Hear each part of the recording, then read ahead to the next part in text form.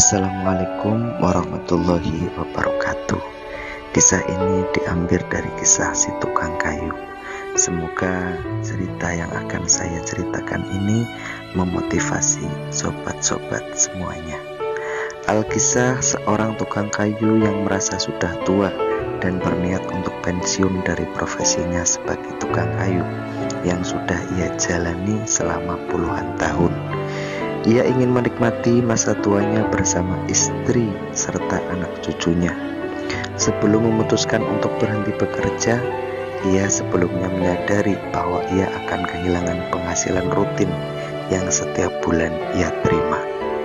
Bagaimanapun itu, ia lebih merasakan dan mementingkan tubuhnya yang sudah termakan usia, karena ia merasa tidak dapat lagi melakukan aktivitas seperti tahun-tahun sebelumnya. Suatu hari kemudian ia mengatakan rencana ingin pensiun kepada mandornya.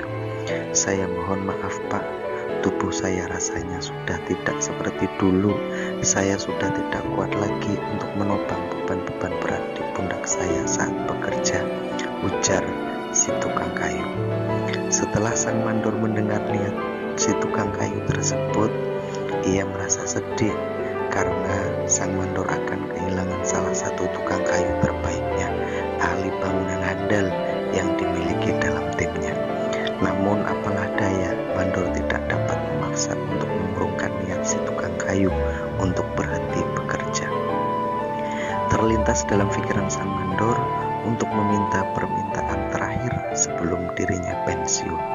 Sang mandor memintanya untuk sekali lagi membangun sebuah rumah untuk proyek yang terakhir kalinya, untuk sebuah bangunan di mana sebelum tukang kayu tersebut berhenti bekerja. Akhirnya, dengan berat hati, tukang kayu menyanggupi permintaan mandornya, meskipun ia merasa kesal karena jelas-jelas dirinya sudah bicarakan akan segera pensiun.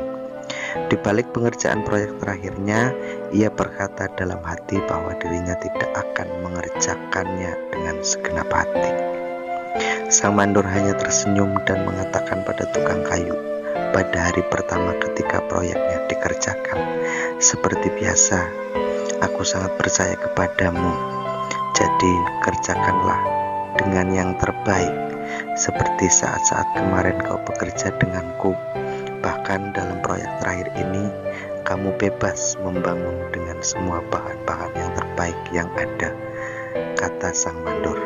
Tukang kayu itu pun akhirnya memulai pekerjaannya dengan malas-malasan, bahkan dengan asal-asalan. Ia membuat rangka bangunan. Ia malas mencari bahan-bahan, maka ia menggunakan bahan-bahan bangunan berkualitas rendah. Sangat disayangkan, karena ia memilih cara yang buruk untuk mengakhiri karirnya. Hari demi hari berlalu dan akhirnya rumah itu pun selesai.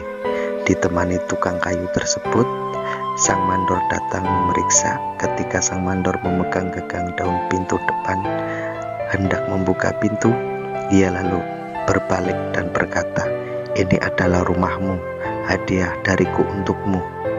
Betapa kagetnya si tukang kayu. Ia sangat menyesal.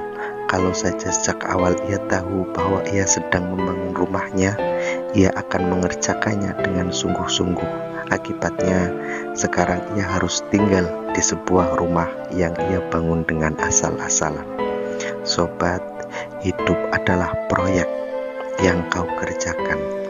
Bekerja keraslah dan berdoalah demi kesempurnaan pekerjaanmu.